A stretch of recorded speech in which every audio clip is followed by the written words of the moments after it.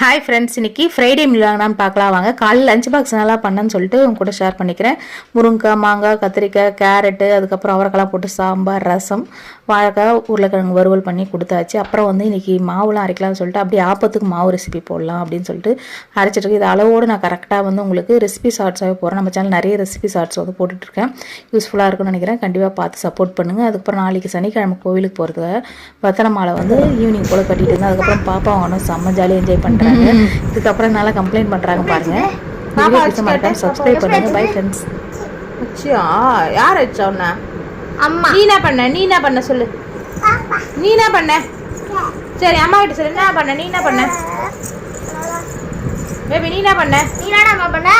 பூ ஏன் பிச்சு போட்டா? இல்லையா பூ பிச்சு போட்டியா? அம்மா பூ பிச்சு போட்டியா? ஓ அம்மா கிள்றியா? வலிக்குது. ஏ அம்மா